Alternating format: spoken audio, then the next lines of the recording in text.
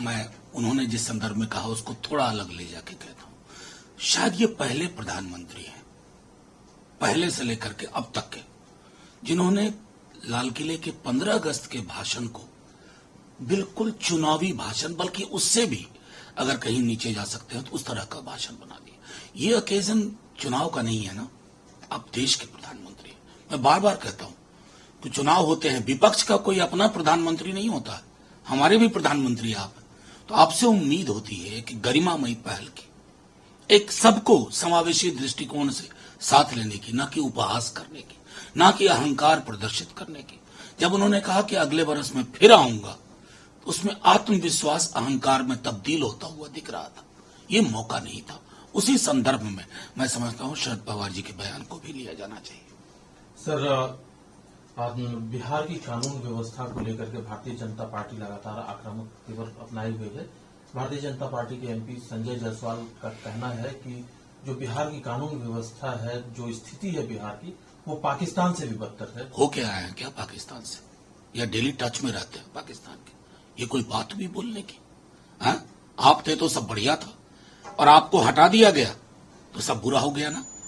आंकड़े देखिए और पुलिस की पहल देखिए, त्वरित कार्रवाई देखिए। संजय जायसवाल जी, ये आप कम से ये सब काम गिरिराज जी के लिए छोड़ दिया कीजिए, ये उनका डिपार्टमेंट पाकिस्तान। अब आप उनके डिपार्टमेंट में घुस रहे हैं, इसका मतलब कहीं ना कहीं प्रतिस्पर्धा आपकी गिरिराज जी से है। आपको मुबारक।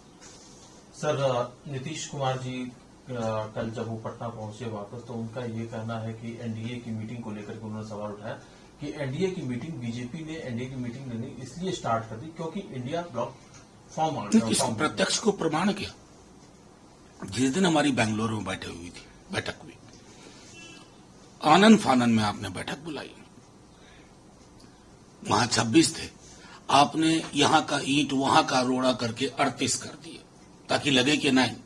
तो ये जो अहंग भाव से आप चल रहे थे, मैं, मेरा, मुझको, आपने सोचा कि नहीं, हमें भी सामूहिकता की नकल करनी चाहिए। और जाहिर है, सिर्फ नीतीश जी नहीं, हमारे मुख्यमंत्री जी ने, ललन सिंह जी बोल चुके हैं कि एनडीए की बैठक ये जो हुई सिर्फ इसलिए क्योंकि इंडिया की बैठक हुई।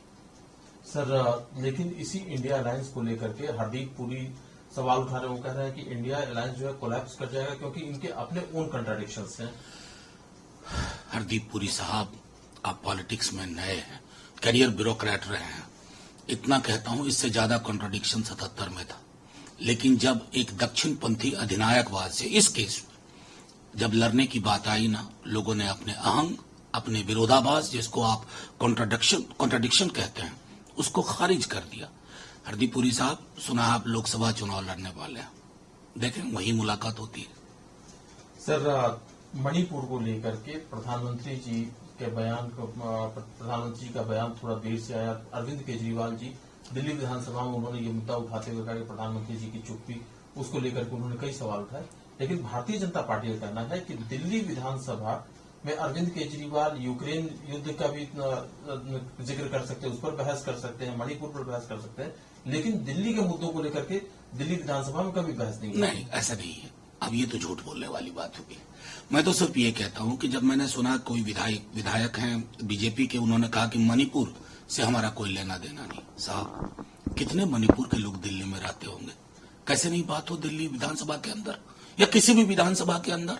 मणिपुर अब ये एक लॉ एंड ऑर्डर का छोटा सा मसला नहीं रह गया, it's a crime against humanity, मानवता के खिलाफ का अपराध है। और जब मानवता के खिलाफ का अपराध होगा ना, हर विधानसभा में उसका जिक्र होना चाहिए। क्योंकि प्रधानमंत्री जी न सिर्फ लेट बोले, बहुत कम बोले, न्याय की गारंटी अभी भी नहीं दे पाया। शांति बहाली कैसे होगी?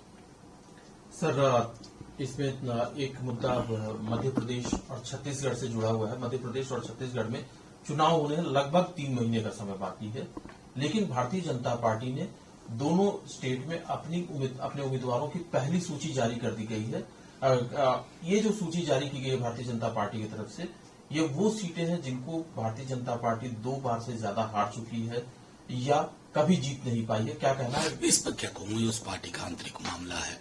उन्होंने 39 सीटें संभवतः मध्य प्रदेश में और 21 सीटें छत्तीसगढ़ में तो जाहिर है उन्होंने कुछ कैलकुलेशन किया होगा, लेकिन जो खबरें आ रही हैं वो भाजपा के प्रतिकूल जाती दिख रही हैं। सर, एक और मुद्दा है जादवपुर यूनिवर्सिटी का, जहां पर कि एक स्टूडेंट के डेथ का मामला है और इसको लेकर के भी राजनीति फिर से गर्म है। भारतीय जनता पार्टी आरोप लगा है ये यूनिवर्सिटी हमेशा सुर्खियों में रहती, इन्हीं चीजों की वजह से सुर्खियों में रहती। कभी वहां पर कुछ हो जाता है, कभी कुछ हो जाता है और उसका राजनीतिक वो एजेंडा बन जाता है। देखिए, मैं तो सिर्फ मानता हूं कि कोई भी यूनिवर्सिटी जहां आजाद ख्याली प्रमोट की जाती है, जहां लोग इक्वालिटी, फ्रीडम पर खुल करके बात करना चाहते हैं, जो रवायत रही है, उसको लोग कहते हैं कि ये सुर्खियों में रहती है। यूनिवर्सिटीज सिर्फ रोबोट की तरह विद्यार्थी और शिक्षक वहां नहीं रहे। यूनिवर्सिटी शब्द में यूनिवर्स बहुत महत्वपूर्ण है। एक वैश्विक दर्शन होना चाहिए। ये तो प्रधानमंत्री जी को और उनकी पार्टी को सोचना होगा कि 14 ईस्वी के बाद से आखिर ऐसा क्या हुआ कि आपने यूनिवर्सिटीज में भी वो बैरिकेडिंग कर दी है कि बड़ी मुश्किल है फ्रीडम पे बात करना, इक्वालिटी पे बात करना, जस्टिस पे बात करना। लेकिन सर, शुभेंदु अधिकारी का आरोप लगा रहे हैं कि ममता बनर्जी उन लोगों को जो इंसिडेंट में इन्वॉल्व है उनको प्रोटेक्ट कर रही है और ममता बनर्जी लगातार जो एंटी नेशनल एलिमेंट्स हैं उनको बढ़ावा दे रही है। नहीं, शुभेंदु अधिकारी जी को नेशनलिज्म की पूरी लिस्ट, कौन नेशनलिस्ट है, कौन एंटी नेशनल है। अरे बहुत दिन नहीं गए थे, साथ थे आप और उन्हीं की बदौलत बनते रहे। तो मेरा तो सीधे का ये जो एंटी नेशनल लिस्ट लेकर के ना, ये इन लोगों को सोचना होगा कि राष्ट्रीय सुरक्षा के नाम पे कुछ भी बोल के निकल जाए। मेरा राष्ट्र बहुत महान है, किसी सरकार, किसी प्रधानमंत्री, किसी मुख्यमंत्री के मिटाए नहीं मिटेगा। सर, इकोनॉमिक एडवाइजरी काउंसिल के चेयरमैन विवेक देबरॉय ने आर्टिकल लिखा है और उसमें उन्होंने जो बहुत सारी बातें उठाई हैं, कई सवाल भी उन्होंने किए हैं, क्या कहना चाहिए? देखिए, मैं समझता हूं कि ये एक स्टैंडर्ड ऑपरेटिंग प्रोसीजर है, जिसका नाम भाजपा है, जिसका नाम मोदी जी है और अमित शाह जी जिसके शीर्ष पे आज बैठे हुए हैं। ये तालाब में कंकर मारते हैं, देखते हैं कितनी लहर पैदा होती है। तालाब में कंकर किससे मरवाया? विवेक देबरॉय से। उनको दिक्कत किस चीज से है? Freedom, equality, justice, secularism. तो साहब, ये महज किताब नहीं है हिंदुस्तान के लोगों के लिए, भारतवर्ष के लिए। ये हमारे जिंदा होने का दस्तावेज है। इसके साथ छेड़छाड़ की कोशिश की गई।